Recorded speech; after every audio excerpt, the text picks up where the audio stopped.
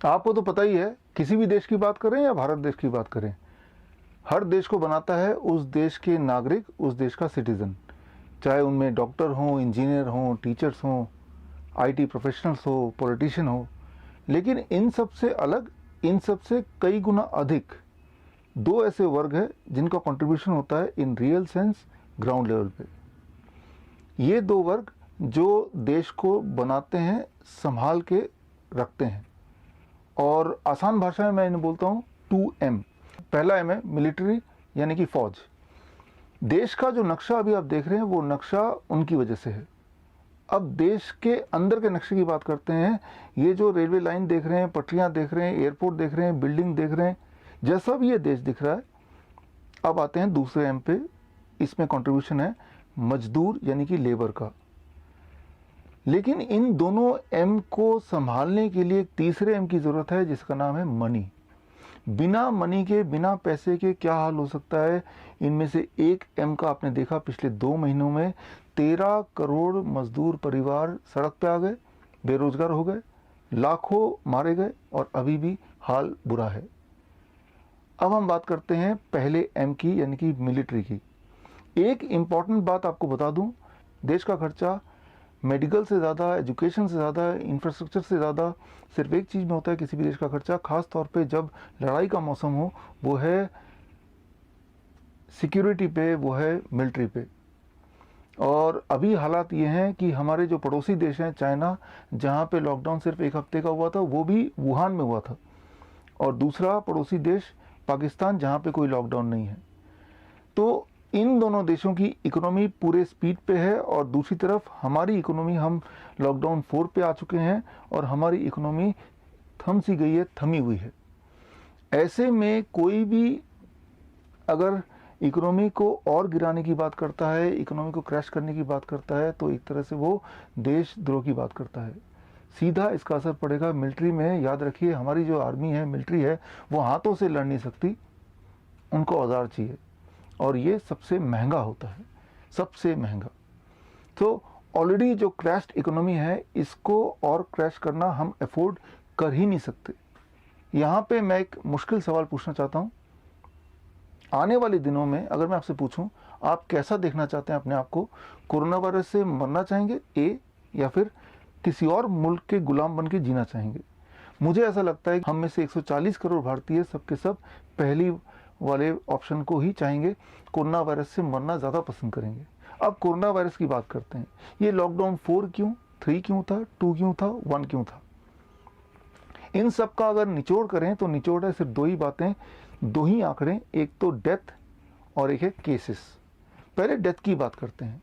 वो डेथ कितना है अब मैंने देखना छोड़ दिया, वो 4000 है या 5000 है या 6000 है। वो इसलिए क्योंकि हेल्थ मिनिस्ट्री का एक पार्ट है ICMR, Indian council of medical research. उसने एक नया गाइडलाइन निकाला जो डिस्क्रिप्शन में जाके, लिंक में जाके हेल्थ मिनिस्ट्री के आप देख सकते हैं। और उस गाइडलाइन के अनुसार भारत की धरती में अभी अगर कोई मरता है, किसी की डेथ होती है, तो चाहे वो कोरोना पॉजिटिव आए, नेगेटिव आए, ना आए, वो कोरोना डेथ ही माना जाएगा अगर उसमें निमोनिया के सिम्टम हो। याद रखिए, निमोनिया से हर साल लगभग 1.5 लाख लोग मरते हैं भारत में, यानी कि इस साल जब वो 1.5 लाख लोग मरेंगे तो वो कोरोना के खाते में आ जाएंगे। या फिर अगर कोई ARDS से मरता है, यानी कि एक्यूट रेस्पिरेटरी डिस्ट्रेस सिंड्रोम, आसान शब्दों में ब्रीदिंग प्रॉब्लम से कोई मरता है, तो भी वो कोरोना डेथ माना जाएगा। ट्यूबरक्लोसिस में हर साल करीब 5 लाख लोग मरते हैं, कभी 4 लाख लोग मरते हैं, लेकिन इस साल जब ट्यूबरक्लोसिस से किसी की डेथ होती है तो वो कोरोना के खाते में आ जाता है या आ जाने लगा है। तीसरी बात, कोई कार्डिक इंजरी से अगर डेथ होती है, ऐसा लगता है, तो भी वो कोरोना के खाते में जाएगा, चाहे वो कोरोना नेगेटिव ही क्यों ना हो। याद रखिए, जो डायबिटीज़ के पेशेंट हैं, जो हार्ट के पेशेंट हैं, उनके डेथ का अक्सर कारण होता है कार्डिक इंजरी। लेकिन इस साल जब वो हार्ट के पेशेंट मारे जाएंगे, चाहे वो कोरोना नेगेटिव ही क्यों ना आए, तब भी वो कोरोना डेथ ही माना जाएगा। बॉडी में अगर क्लॉटिंग पाई गई तो भी वो कोरोना डेथ माना जाएगा, चाहे वो कोरोना पॉजिटिव आए, नेगेटिव आए, ना आए। याद रखिए, कैंसर के पेशेंट खास तौर पे जब वो कीमोथेरेपी कराने के बाद किसी कारणवश अगर डेथ होती है तो उनके बॉडी में ब्लड क्लॉट्स पाए जाते हैं। तो ये जो सारे डेथ है जो अदरवाइज कैंसर के डेथ माने जाते थे, डायबिटीज़ के डेथ माने जाते थे, हार्ट के डेथ माने जाते थे, ट्यूबरक्लोसिस के डेथ माने जाते थे, न्यूमोनिया के डेथ माने जाते थे, चाहे वो कोरोना पॉजिटिव आए, नेगेटिव आए, ना आए, ये सारे के सारे डेथ अब से कोरोना वायरस की डेथ माने जाएंगे या माना जाना शुरू हो चुका है। तो जो आंकड़े आप देखते हैं कि आज 500 नए डेथ आ गए, वो एक्चुअली कोरोना वायरस की डेथ नहीं है, उनमें ये वाले डेथ भी पूरी तरह से शामिल है। तो ये तो रही डेथ की बात। दूसरा बात करते हैं केसेस बढ़ गए, आज 5000 और केसेस बढ़ गए। देखिए यहाँ पे आपको समझना ये बहुत ज़रूरी है, तो अगले 2 मिनट के लिए प्लीज़ आप कॉन्सेंट्रेट कीजिए मैं जो बताने जा रहा हूँ। कोरोना वायरस भारत के लिए नया नहीं है, ना ही आपकी बॉडी के लिए नया है। आज से पहले 2005 में कोरोना वायरस आया था, वो था हांगकांग कोरोना वायरस, जिसका नाम दिया गया HKU1 कोरोना वायरस। उससे पहले 2004 में आया था नीदरलैंड का कोरोना वायरस, उसका नाम दिया गया NL63 कोरोना वायरस। उससे पहले 1965 में कोरोना वायरस आता है US से, जिसका नाम दिया गया 229E कोरोना वायरस। ये जो सारे 3 भाई हैं कोरोना वायरस के, जिसका चौथा भाई अभी आया है, जिसे कहते हैं नोवल कोरोना वायरस, जिसकी वजह से ये लॉकडाउन ये सारा कुछ है। ये चौथा भाई और बाकी 3 भाई, इन सबका हाव भाव बिहेवियर बिल्कुल सेम है।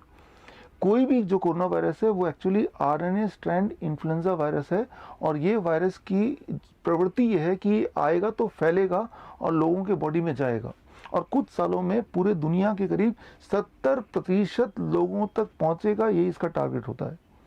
और अभी तक का आंकड़ा जो ये कहता है, जर्मनी की एंटीबॉडी सैंपलिंग की बात करें, आइसलैंड के एंटीबॉडी की सैंपलिंग की बात करें, या न्यूयॉर्क हॉस्पिटल के एंटीबॉडी टेस्ट की बात करें, तो करीब 10% से 14% लोगों में कोरोना वायरस आगे जा चुका है। अगर इसी चीज़ को हम इंडिया के में अगर एक्सट्रापोलेट करें तो बनता है करीब 14 करोड़ लोग, यानी कि 14 करोड़ भारतीयों की बॉडी में कोरोना वायरस आगे जा चुका है, और आने वाले कुछ सालों में वो 14 करोड़ 100 करोड़ में बदल जाएंगे। तो ये है केसेस। तो केसेस का मतलब ये नहीं कि कितने लोग कोरोना से बीमार पड़े, ऐसा नहीं।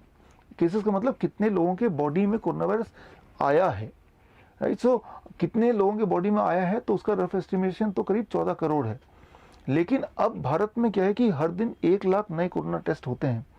तो यूँ मानिए कि जब नए कोरोना टेस्ट होंगे तो करीब 5% to 10% पॉजिटिव निकलेंगे ही निकलेंगे। इसका मतलब ये नहीं कि कभी हर दिन 5000 नए लोग बीमार पड़ रहे, नो। इसका मतलब ये कि उनके बॉडी में कोरोना वायरस पाया गया। एक इंपॉर्टेंट बात समझिए कि ये जो रेस्पिरेटरी वायरस है वो कहीं यहाँ पाए जाते हैं, और यहाँ पे करीब 50,000 तरह के वायरस होते हैं, लेकिन वो हमारे साथ ही रहते हैं। बल्कि मैं ये बताना चाहूँगा कि हमारे बॉडी में मिलियंस ऑफ वायरस हैं जो हमारे साथ रहते हैं, शांतिपूर्वक रहते हैं। एक्चुअली हम वायरस के ही बने हैं और वायरस से ही घिरे हैं, इससे अलग नहीं है हम, ना ही हम अपने आप को इससे अलग कर सकते हैं। ये जो कोरोना वायरस है, फॉर दैट मैटर जितने भी इन्फ्लुएंजा वायरसेस हैं, वो आए तो हैं, जाने के लिए नहीं आए। हम आए हैं, हम कभी ना कभी चले जाएंगे भगवान के पास, लेकिन वो यहीं रहने वाले हैं। तो अगर आप में से कोई इंतज़ार कर रहा है घर में बैठ के कि जब ये चला जाएगा यहाँ से तभी हम घर से बाहर निकलेंगे, तो याद रखिए, तैयार हो जाइए ज़िंदगी भर घर में बैठने के लिए। लेकिन मैं आपको बता दूं, उसके बावजूद भी आप कोरोना वायरस को रोक नहीं सकते। जिस तरह से अभी लॉकडाउन के बावजूद भी एस्टिमेटेडली करीब 10% लोगों की बॉडी में आ गया, और वो कोई बुरी बात नहीं है, ऑलरेडी हज़ारों वायरस हैं, उनमें से एक और आ गया। खुशी की बात तो ये है कि देखिए बीमार कितने लोग पड़े हैं इन रियलिटी। मैंने आपको बता दिया जितने लोग मरे हैं वो कोरोना वायरस से नहीं मरे, वो बहुत सारे और कॉजेज से मरे हैं। और मैं आपको इनकरेज कर रहा हूँ कि आप हेल्थ मिनिस्ट्री के दिए हुए लिंक में जाइए, जो मैंने डिस्क्रिप्शन में डाला है, आपको सारी बातें क्लियर हो जाएंगी। तो अगर डेथ रेट बताएं तो जिस तरह के आंकड़े अभी दिखाए जा रहे हैं ये बढ़ने ही वाले हैं। आफ्टर ऑल ये डेथ कोरोना वायरस की नहीं, निमोनिया की भी हैं, ट्यूबरक्लोसिस की भी हैं, कैंसर की भी हैं, हार्ट की भी हैं। तो ये तो बढ़ते ही रहेंगे, जाहिर है, क्योंकि ये तभी घट सकते हैं, रुक सकते हैं जब भारत में एक भी इंसान किसी भी कारण से ना मरे, जो कि इम्प्रैक्टिकल बात है। और नंबर ऑफ केसेस जो हैं वो मैंने आपको बता दिया कि रेस्पिरेटरी वायरस की ये प्रवृत्ति है कि अल्टीमेटली कुछ सालों में वो 70% लोगों की बॉडी में चला जाएगा, और बाकी जो 30% लोग हैं वो इसलिए बच जाएंगे, जिसे हम बोलते हैं हर्ड इम्यूनिटी। तो वो तो होने ही वाला है। अब एक बात मैं आपसे पूछता हूँ, जब 2005 में हांगकांग वाला कोरोना वायरस आया था, या 2004 में नीदरलैंड वाला कोरोना वायरस आया था, तब आप सब जिंदा थे, आज भी जिंदा है, और हम में से करीब 70% लोगों की बॉडी में आके जा भी चुका है। उस वक्त कोई लॉकडाउन नहीं हुआ, कोई क्वारंटाइन नहीं हुआ, फेस मास्क नहीं हुआ, सोशल डिस्टेंसिंग नहीं हुआ। आज क्यों हो रहा है? आज वाला जो कोरोना वायरस है उन सबसे अलग नहीं है, बल्कि उनसे थोड़ा कमज़ोर है। इसकी जो मोर्टलिटी रेट है दैट इज़ 0.1 to 0.2, ये लेटेस्ट पाया गया है, जो कि equal to those corona virus. इसके जो फैलने की शक्ति है वो है 2.2 के आसपास, बाकियों से कमज़ोर। ना तो ये बाकी भाइयों से ज़्यादा तेज़ी से फैल सकता है, ना ही बाकी भाइयों से ज़्यादा तेज़ी से लोगों को मार सकता है। तो जैसे बाकी भाई आए, वैसे और इसके भाई भी आने वाले दिनों में आ सकते हैं, आने वाले सालों में आएंगे। लेकिन उसका मतलब ये नहीं है कि हम घर में बंद हो जाएं और इंतज़ार करें कब ये जाएगा। तो इसका जवाब हमारी सरकार अक्सर देते आई है। आप याद कीजिए, जब भी हमारे प्रधानमंत्री आते हैं तो बोलते हैं कि हम वैक्सीन का इंतज़ार कर रहे हैं। और यही नहीं, वो वैक्सीन के लिए कुछ दिनों पहले बिल गेट से बात की। बिल गेट वही इंसान है जिसने 2009 में भारत के 30,000 बच्चियों को धोखा दिया, उनके ऊपर एक्सपेरिमेंट किया, उन्हें गिनी पिग बनाया सर्वाइकल कैंसर के वैक्सीन लगा के। और बाद में जब कुछ बच्चियां बीमार पड़ गई, कुछ बच्चियों की डेथ होने लगी, तब ये मामला सामने आया और तब कुछ लोकल एनजीओ ने आवाज़ उठाई और तब देखा गया कि वो जो कंसेंट पेपर था उसमें उन बच्चियों का अंगूठा लगा हुआ था। मतलब ये कि उनको अपने भाषा में लिखना तक नहीं आता। तो वो सारे आदिवासी बच्चियां थी जिन पे ये एक्सपेरिमेंट किया गया और तब जाके ये गिनी पिग बनना, ये एक्सपेरिमेंट रुका। तो ऐसा इंसान जिन्होंने ऐसा धोखा दिया भारतीय बच्चियों के साथ, वो भी अनपढ़ लोगों के साथ, आदिवासी बच्चों के साथ, उनसे हमारे प्रधानमंत्री बोलते हैं कि वो वैक्सीन कब लाओगे और हमारे देश को कब बचाओगे।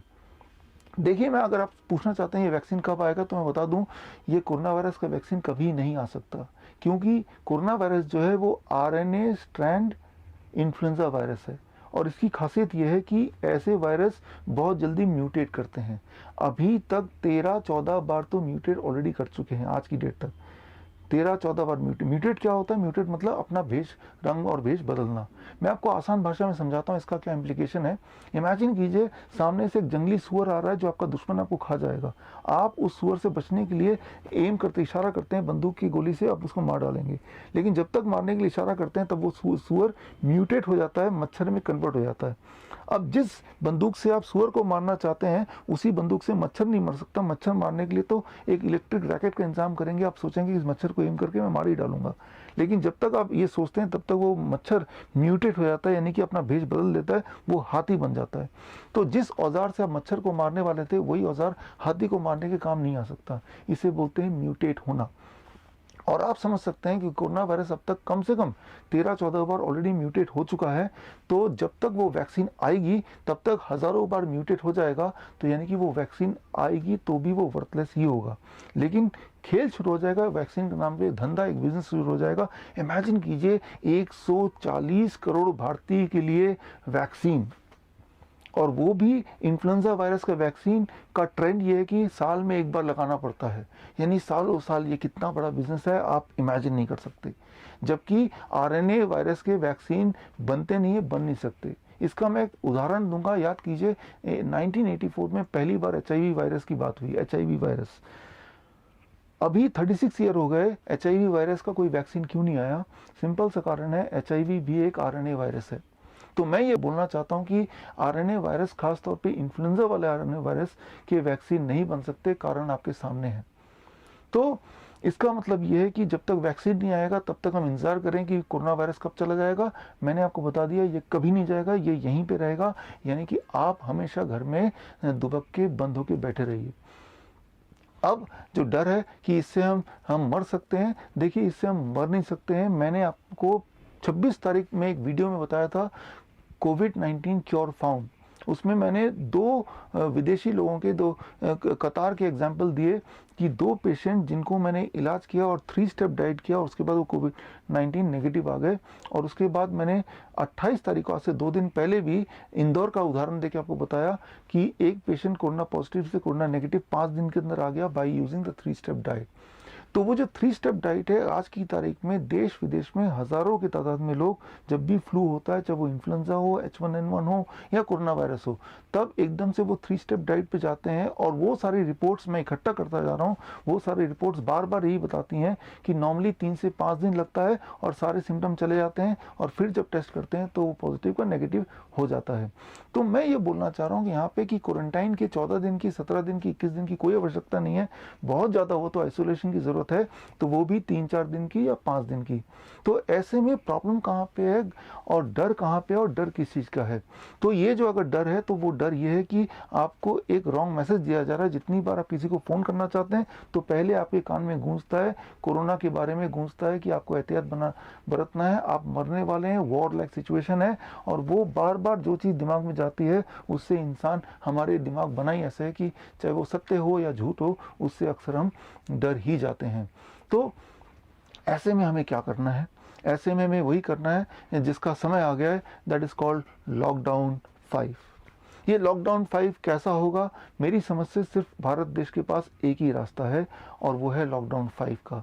लॉकडाउन 5 मतलब आपको सिर्फ एक ताला खरीदना है, एक लॉक खरीदना है और एक ट्रंक खरीदना है, एक बक्सा खरीदना है। उस बक्से के अंदर डब्ल्यूएचओ के सारे प्रोटोकॉल्स और जब डब्ल्यूएचओ के सारे गाइडेंस उठा के उसको ताले में डालिए और उस बक्से को उठा के समुद्र में फेंकिए, and that is what is called lockdown 5। इसके अलावा भारत के पास कोई चारा नहीं है। और मैं आपको बताऊं कि ये जो हम करने वाले हैं, अगर ये करते हैं तो ये कोई नई बात नहीं है। एक देश ने ये मिसाल ऑलरेडी कायम किया है और आपको अब तक अंदाज़ा लग गया होगा, उस देश का नाम है तंजानिया। और तंजानिया ने जो किया, ये मेन स्ट्रीम मीडिया आपसे छुपाने की पूरी कोशिश कर रही है। आज मैं आपको बताता हूँ तंजानिया ने क्या किया। जब डब्ल्यूएचओ बाकी देशों तक पहुंच रही थी तब तंजानिया के पास पहुंची, तंजानिया को बताया कि एक राक्षस आने वाला है, कोरोना वायरस आने वाला है, सब लोग मारे जाएंगे। आप ऐसा करो, ये पीसीआर टेस्ट रखो, सबको घर में बंद कर दो, सारा देश को लॉक कर दो।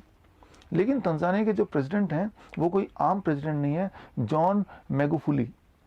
वो पीएचडी हैं केमिस्ट्री में। डब्ल्यूएचओ की बातें सुन के उनको शक हुआ कि ये तो दाल में कुछ काला है। उन्होंने क्या किया, उन्होंने चुपचाप कुछ सैंपल भेजे कि लैब में ये पीसीआर टेस्ट कराओ, ये तो कुछ लोगों के सैंपल हैं।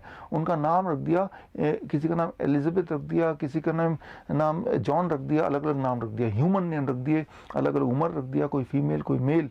दरअसल वो जो सैंपल थे वो ह्यूमन सैंपल ना होके वो पपीते का सैंपल था, वो बकरी का सैंपल था, वो भेड़ का सैंपल था। और बाद में आया कि पपीता भी कोरोना पॉजिटिव, बकरी भी कोरोना पॉजिटिव, भेड़ भी कोरोना पॉजिटिव। तो उनका कहना था इसका मतलब पपीते को आइसोलेशन में रखना पड़ेगा, भेड़ को क्वारंटाइन में रखना पड़ेगा। तो उन्होंने ये जो चोरी है डब्ल्यूएचओ की एक बार में पकड़ लिया और उन्होंने वर्चुअली यही किया कि डब्ल्यूएचओ के बताए हुए सारे प्रोटोकॉल को उठा के बाहर देश से फेंका। और आज की तारीख में तंजानिया के सारे एयरपोर्ट खुले हैं, डोमेस्टिक भी खुला है, इंटरनेशनल भी खुला है, पहली बात।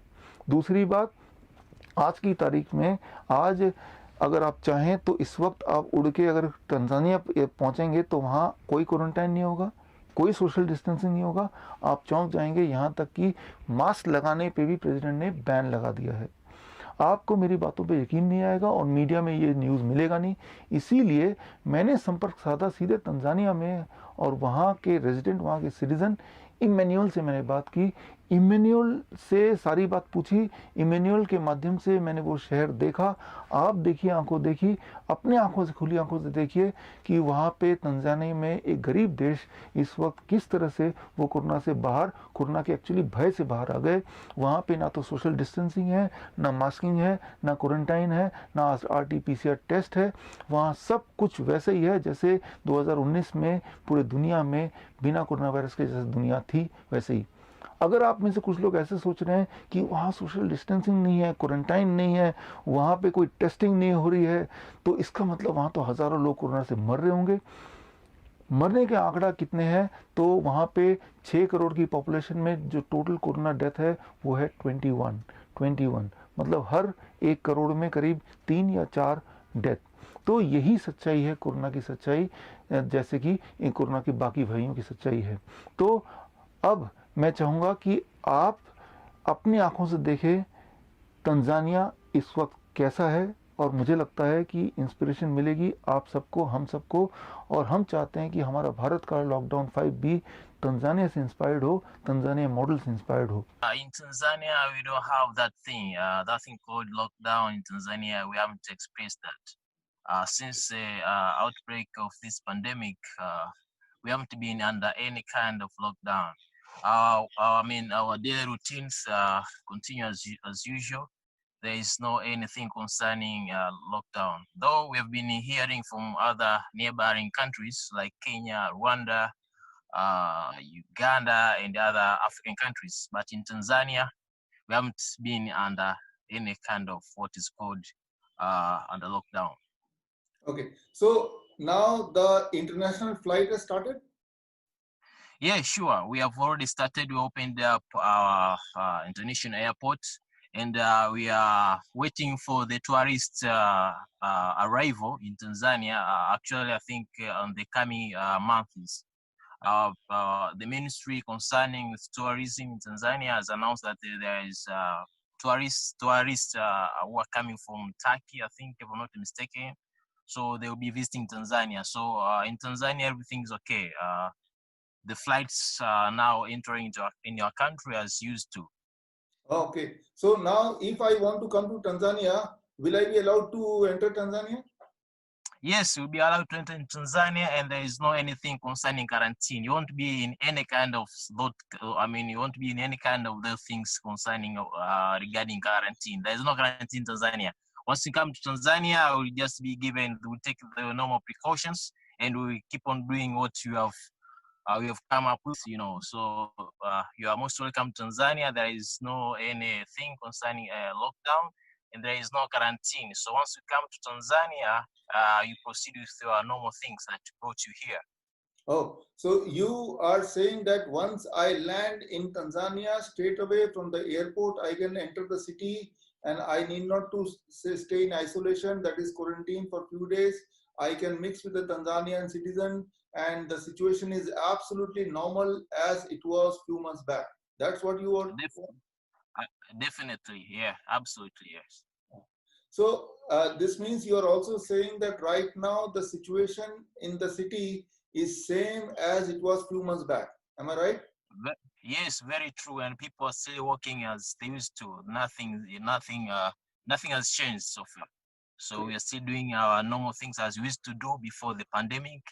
So everything is under control. The government has done lots of things to make sure that those people who are owning the small companies, these entrepreneurs are keeping doing it as long as they're feeding up their families. Great. So, Emmanuel, can you help me to see your city a little bit? Come out of the car and show the situation outside. Yeah, sure. Because I'm in my place, I'll just take you around my street and see what's. Yeah. Great. Hello. You see? Yeah. These are kids have come to buy some things in the shop. Right. Say hello. Say hello. Yeah. Some people are taking some beers. In Tanzania, we're enjoying. There is no any kind of thing called lockdown. So that one is one of my friends. I used to come here for buying some food. I want to know one more thing. I have read in Tanzania Perspective newspaper. How is this? Yes. Is it a good newspaper in Tanzania? It is well circulated? Yes, sure. It is it's actually a very nice newspaper. Most of people are up on it on every day that is released. So yeah, it's one of the best newspaper here in Tanzania. So in that newspaper on 14th of May, I read one news on the front page and it says WHO tried to bribe the Madagascar president so that their organic COVID organic the herbal medicine which they have brought, they can just not release it, not make it public. So are you aware of this news? Yes, I'm aware of that. I read that news too. Was that news only on this Tanzania Perspective, or this news was in other newspaper also? With all other newspapers, Swahili newspapers and English newspapers. Okay, you're saying that it was everywhere? Yes. Okay.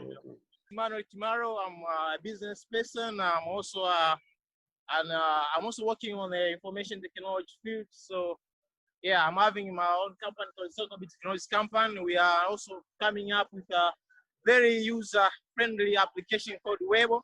Webo actually is a first of its own kind that application I developed to help small entrepreneurs in feeding their data, having the list of their clients and all that. So I've also been part of President Magufuli's industrialization. So I'm also working so hardly in helping these small entrepreneurs by developing easy-to-use applications and softwares to enable them to prosper in terms of economy, in the economy, and feeding up their families and all that. धन्यवाद, all the best, जय हिंद।